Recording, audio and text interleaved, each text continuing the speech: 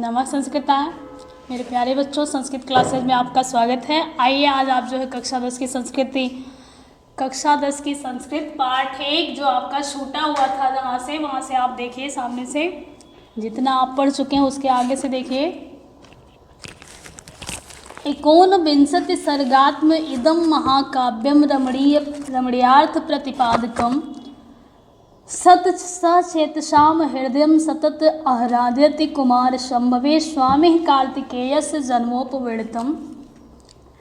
19 सर्गात्मकम इदम यानी यह 19 यानी 19 सर्गात्मकम यानी सर्ग का, यानी यह 19 सर्ग का महाकाव्यम, महान है जो काव्य अर्थात महाकाव्य, रमणीयार्थ यानी रमणीयता का, प्रतिपादकम यानी प्रतिपादन करते हुए, सचेतसाम चेतसाम स यानी चित्त के साथ, हृदय यानी हृदय को अर्थात मन को, सतत यानी निरंतर, आह्लादित मतलब प्रसन्न करता है। यानी 19 सर्गों का यह महाकाव्य रमणीयता का प्रतिपादन करते हुए चित्त के साथ हृदय को भी क्या करता है, प्रसन्न करता है या आह्लादित करता है। कुमार शंभवे स्वामी कार्तिकेयस्य जन्मोपवर्णितम।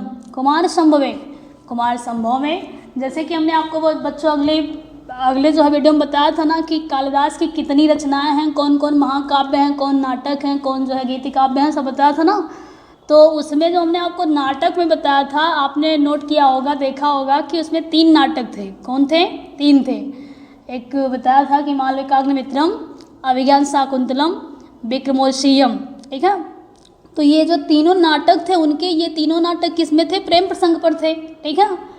जैसा कि मालविकाग्निमित्रम में मालविका और अग्निमित्र थे, ठीक है। और विक्रमोर्वशीयम में जो पुरूरवा था वो नायक था और उर्वशी क्या थी? नायिका थी।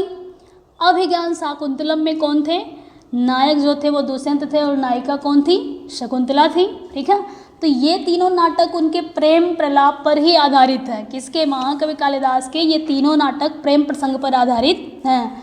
फिर हमने आपको बताया था कि उनके 2 महाकाव्य थे। क्या थे? 2 महाकाव्य थे, एक रघुवंश महाकाव्यम और एक क्या था? कुमार संभवम। फिर हमने आपको बताया था कि एक उनका जो है 2 गीति काव्य था। क्या था? 2 गीति काव्य था यानी खंड काव्य था। एक मेघदूत था और एक क्या था? ऋतु संहार। तो मेघदूत में हमने बताया ना कि यक्ष और यक्षिणी के विरह योग का वर्णन है, और फिर ऋतु संहार में 6 ऋतुओं का वर्णन है क्रम से, ठीक।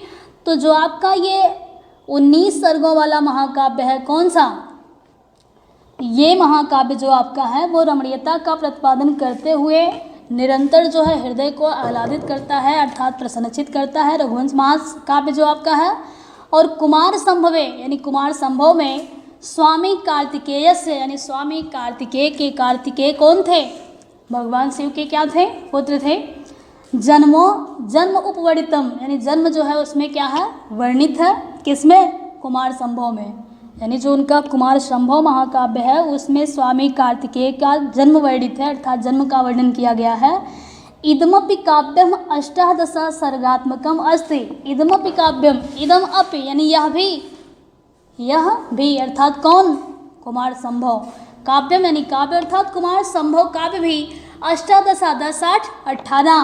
सर्गात्मकम यानी सर्ग का, और अस्ति माने है, यानी यह काव्य भी 18 सर्गों का है। कितने सर्ग का है? 18 सर्ग का है अर्थात इस काव्य में भी 18 सर्ग हैं। केचन समीक्षकाः 8 सर्ग पर्यंतम यो इदम काव्यम कालिदास प्रणीति मत मन्यन्ते। केचन, यहाँ जो केचन शब्द आया है बच्चों वो अव्यय शब्द है। कौन सा शब्द है? अव्यय।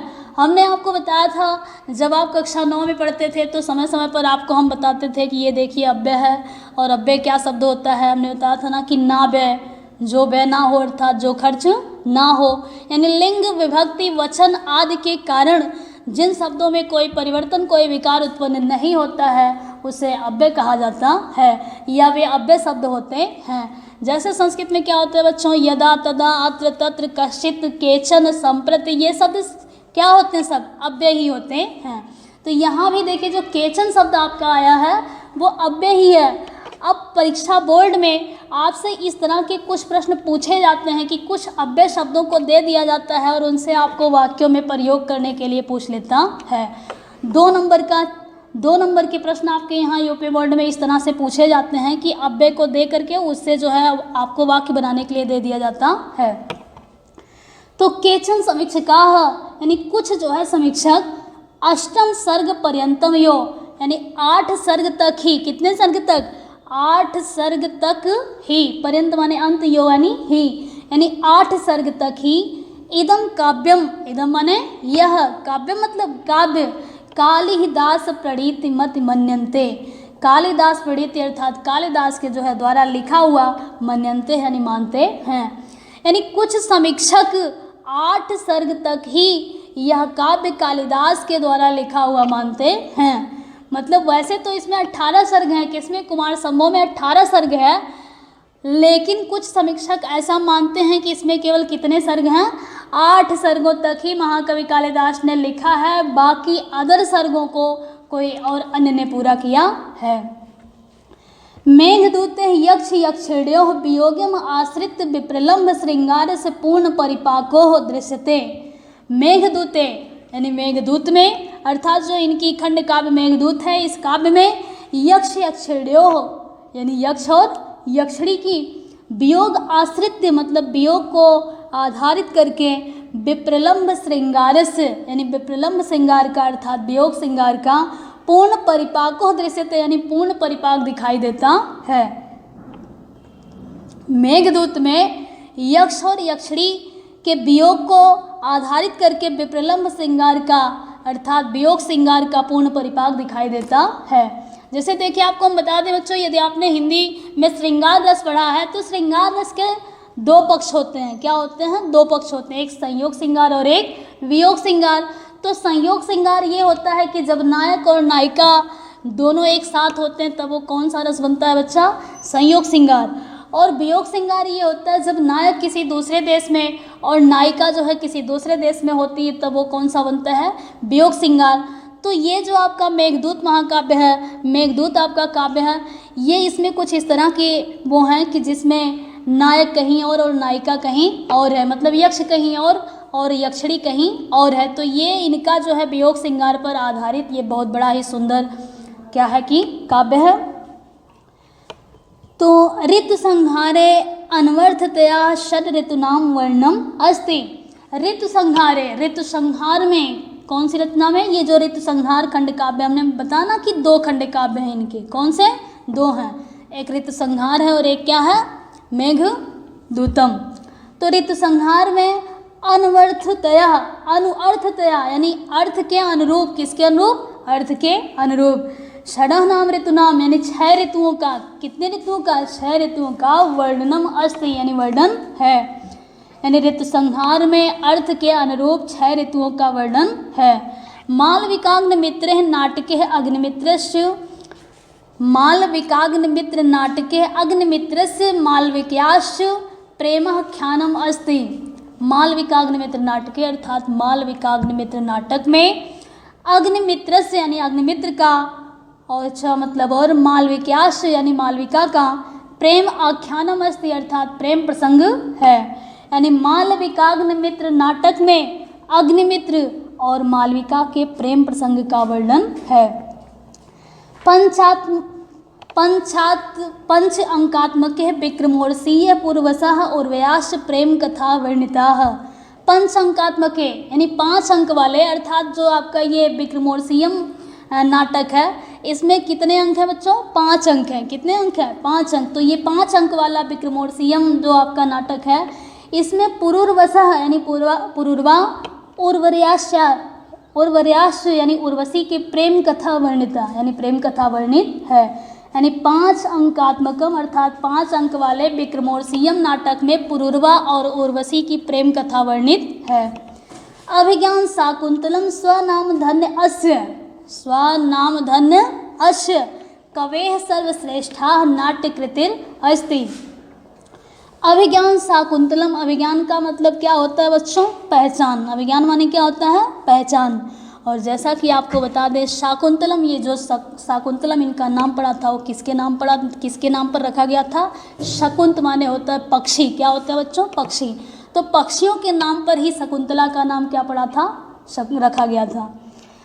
अब देखिए अभिज्ञान शाकुंतलम स्वनामधन्य अस्य यानी स्वनामधन्य अस्य अर्थात इस कवि की सर्वश्रेष्ठा यानी सर्वश्रेष्ठ नाट्य कृति अस्ति यानी नाटक रचना है।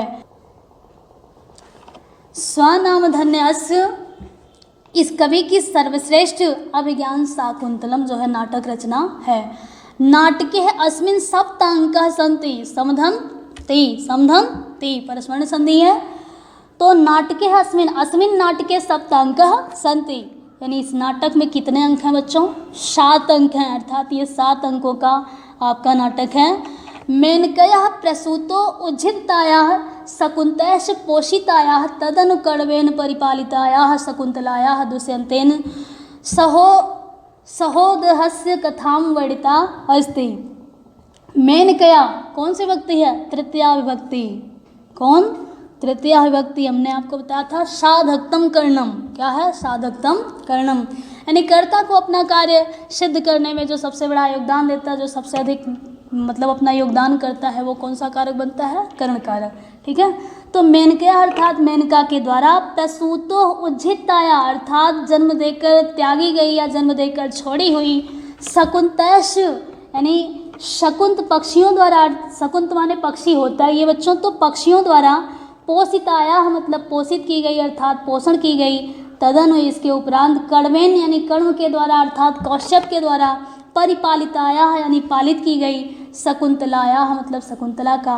दुष्यंतेन यानी दुष्यंत के सहोदस्य यानी साथ सहोद अश्य यानी इनका अर्थात शकुंतला का। और कथाम यानी कथा वर्णितः अस्ति यानी वर्णित है।